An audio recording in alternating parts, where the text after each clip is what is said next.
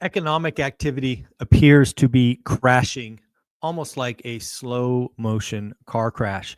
We are seeing signs increasingly around the economy that shows that the tariffs, aka the uncertainty, is really driving consumers, businesses, and investors to quite simply sit on their wallet. When you take all three of those and you really don't help with the uncertainty level, you are going to get what you get. And we're starting to see things such as Domino's Pizza. Domino's Pizza was a darling of the pandemic. They missed on revenue, which means they sold less pizzas. And they also missed on same store sales, which means more and more people are staying out. Maybe for health reasons, that is a good thing. But again, in an economy, in fast food, signs of same store sales going down are never good. MGM Resorts is starting layoffs in their concierge staff at many of their casinos. We are seeing things like farmers who have product that doesn't age well, doesn't ship well, already feeling the pain from canceled orders, pricing pressure as demand slumps. What is that called, folks? That's called demand destruction. What does demand destruction potentially lead to? Deflation. Think about being a farmer who started planting a year ago because they had orders from China. I don't know, 100 acres, 200 acres, whatever it is. And suddenly you get to the harvest time. You've already had all the expenses, right? You've already done the fertilizer, the water, whatever you do, farming, no idea. And now you go to harvest it and China cancels the orders. You already have the product. You're obviously going to be seeking others to buy it. And also, more importantly, you're going to dramatically lower your prices or lose it to spoilage. This is something we saw in the first tariff spat in 2018.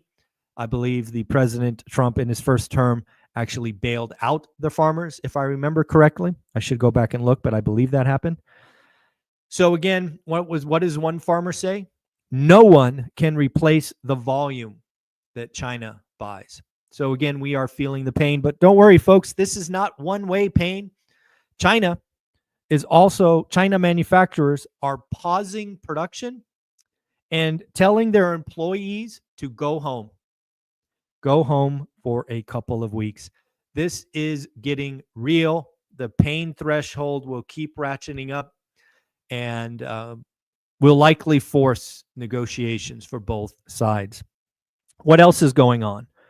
Man, there's so much stuff going on. Well, let's talk about earnings, because again, I think earnings this week, I think there's about 40% of the S&P 500 reports earnings this week. We are going to get tremendous insight into what happened last quarter, what was the inflection point, and how many companies will withdraw guidance, lower guidance, maybe be like United and offer dual guidance.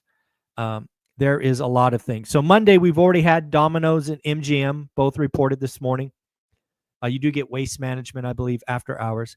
Tuesday, you get Coca-Cola, SoFi, UPS, GM, Royal Caribbean, Starbucks, and Snap. Again, it'll be very interesting to see what's going on at GM, UPS, Starbucks, Coca-Cola. It is going to be an interesting day. Wednesday, Caterpillar, Etsy, Wingstop, Microsoft, Meta, Robinhood, Qualcomm, and even Cheesecake Factory. What is going on with consumers? What is going on with heavy equipment? What's going on with fast food? And of course, big tech. Thursday, we get Roblox, Hershey, Estee Lauder, Apple, Airbnb, Amazon, Reddit, and Roku. I'm going to be interested to see Airbnb. I've seen more and more posts in my feed that are basically from Airbnb hosts saying, hey, the summer bookings suck. There was somebody that was talking about a property in the Northeast that typically is 90% booked, only has 2 weekends booked. Again, one data point, but I'll be interested in Airbnb, what they're seeing. Also, Folks like Estee Lauder, right? What's going on with makeup? Is it still the little treat, or are people even backing off that? And then Friday, we get ExxonMobil, Chevron, and Cisco Systems. So again, big week for tech, big week for consumers. Just, we're going to know a lot more about the U.S. economy come Friday than we do right now, because I think when you get 40% of the S&P reporting, you're going to get a pretty good insight to what's going on. I do want to highlight a couple of things that are coming your way today on the channel. At 10 o'clock this morning, Pacific, you're actually going to get a replay of, actually, no, you're going to get a discussion from Property Radar. Property Radar is a technology that I think a lot of users will benefit from. You'll see in that video where we talk about taking your concept of a buy box, taking that to a platform that can go from on market to off market, and even automate drip campaigns if you want to do a few mailers. This is a platform that the best of the best use, like Jason Pritchard, Adrian Hernandez, Omar Alfaro, and more. But again, as you'll see in that conversation, I really try to pin down the CEO to say, how can my people use it? So again, watch that video. More importantly, there's a comment in this stream, and I'll put it in the description, to a 5-day trial. I'm going to ask you to click on the 5-day trial and test it out. Why? Because on Sunday, I have the CEO of Property Radar coming to school, and we're going to ask him a bunch of questions. So my hope is the people that are a part of my school community, click on the 5-day trial, test it out, so that we can ask intelligent questions to see if we can use Property Radar as just, busy employees. We're not Jason Pritchard. We're not Adrian Hernandez. But as you'll see in the conversation today, I do think it's a platform that we could use and send out 50 mailers or postcards just to our buy box.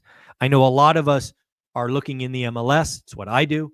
But maybe there's a way to use technology just for a couple of dollars and reach off market. So give that a shot. The link's above, 5-day trial. And I'd love to have intelligent questions on Sunday when the CEO has agreed to talk to our community. On that end, we also have a gift for you. We did the 50-40-10 conversation yesterday with Stephen Dow inside school. Very well attended, which was awesome. I decided to give that to the YouTube world because, again, I believe that 2025 is the year of the investor. When I say that, you actually see this as one of the answers. What does that mean? Well, I means, A, you need to get your money right? You need to understand where your money's going. You need to make sure you're bankable. You need to make sure you have an emergency reserve. Please make sure that is there, because you just don't know where this economy is going. Number 3, you need to have a buy box. And you need to have that daily discipline, just the standard stuff we talk about. But this is where it gets creative. This is why that conversation on Sunday was so important. You need to skill up. For the last 3 or 4 years, the winner of a deal is somebody who had cash. In a buyer's market, which we are in now, and it is only growing. I don't know if you've checked the stats, but the buyer's market is here in most of the country, and it's getting more certain in other areas. I just saw on CNBC this morning that Austin, Texas is down 22%. That's a crash. Crash Bros got Austin right. Austin, Texas crashed 22%. Again, I saw that on CNBC this morning. If their data is wrong, I apologize. But again, that is a crash, because that's in 1 year, right? If you crash more than 10% in 1 year, to me, that's a crash. So again, we need to skill up. We need to learn other ways to buy. You need to offer a cash price. You need to offer a 50-40-10. You need to offer a seller financing. There's lots of ways to do deals of the decade other than price in 2025. And then finally, if you have the desire to take your discipline of buy box from on market to off market, Property Radar has promised a easy lift for you, the tech worker, the full-time employee, to start mailers or drip campaigns to your buy box. So again, take a look at that video. Comes out today. If you like it, give the 5-day trial a chance so that we can ask the CEO questions on Sunday. So I look forward to that.